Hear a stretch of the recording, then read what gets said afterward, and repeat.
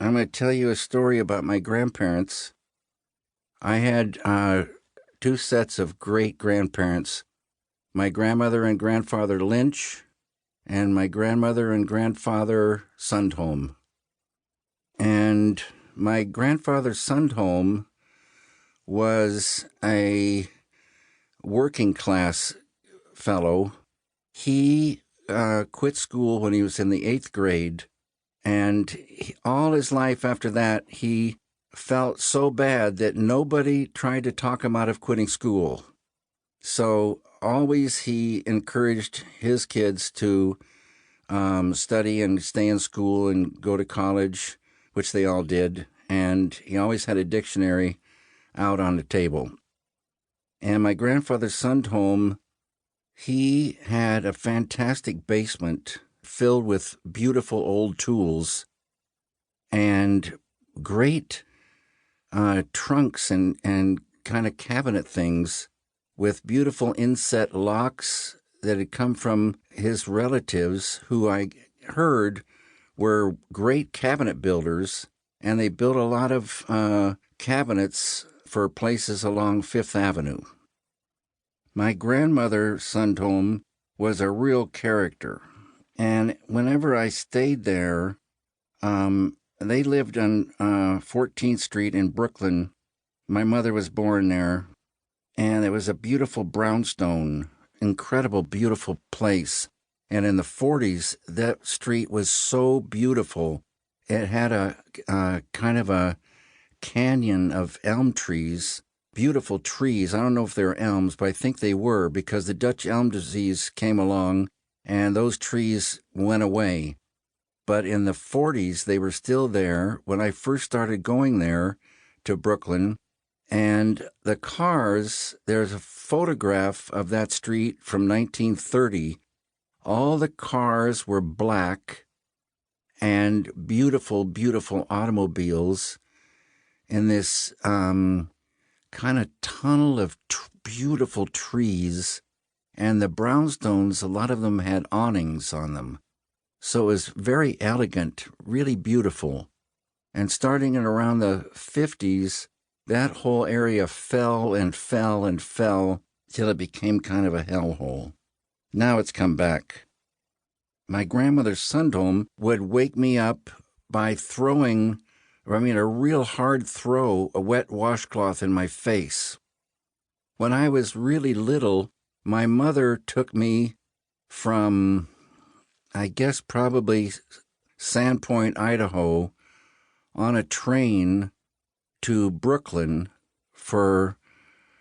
I was maybe 2, and we went out there to visit her parents, my grandparents. And my grandfather, it was winter, I would get in a little snowsuit and he would stroller me down the street to Prospect Park.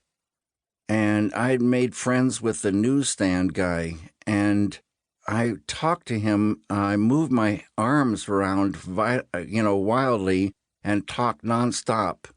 And I guess I like to talk. And I heard I could whistle. I was born in Missoula, Montana, but very quickly my father and mother and I went and lived in Sandpoint, Idaho. And only thing I remember about Sandpoint, Idaho was in a summer day, my parents had dug a hole in the yard and filled it with a hose, filled the hole with water, and I would sit in this puddle with my little friend Dickie Smith, who must have been my neighbor, and I would squeeze mud. The mud in the bottom of this puddle was so beautifully squeezable. It was really fantastic. After Sandpoint, Idaho, we moved to Spokane, Washington. I loved Spokane, Washington. It had a great feel. In the summertime, the temperature seemed to be just perfect, and there were a lot of beautiful ponderosa pine trees around, And in the sky, there were these giant, slow-moving airplanes that made a fantastic kind of hum as they slowly went across the sky. Sometimes little white puffy clouds were there.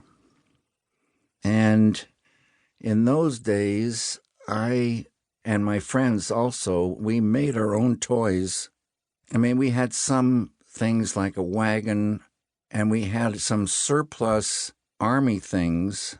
I had a beautiful helmet, World War II helmet, and a canteen and a belt, an army belt that was made of some kind of cloth and rivets, and it had a beautiful snap you could put around your waist.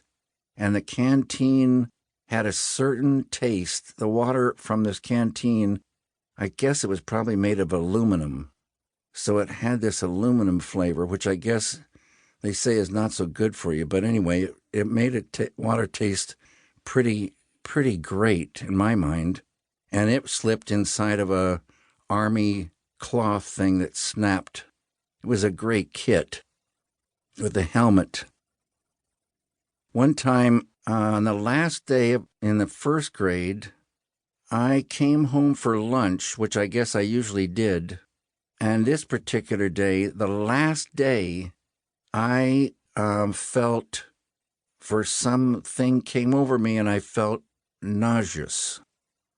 And my mother took her hand to my forehead and told me I had quite a fever. And she wanted me to stay home and not go back to the afternoon to school. But I said, no, I've got to go because it's sharing day. And I was going to share my canteen and helmet. And she said, no, you're sick. You know, go take a nap and I'll wake you, hopefully in time you can go over. So I guess I took a nap. And when I woke up, I thought I'd missed it completely and I was really upset. But I went back to school and came in just in the nick of time. And the teacher allowed me, all the other kids had finished their sharing, but she allowed me to go to the front of the class and share my canteen and my helmet, which I did. And then the whole class went out with the teacher and we took a little hike through a forest just behind the school. And we were hiking along and I vomited in my helmet.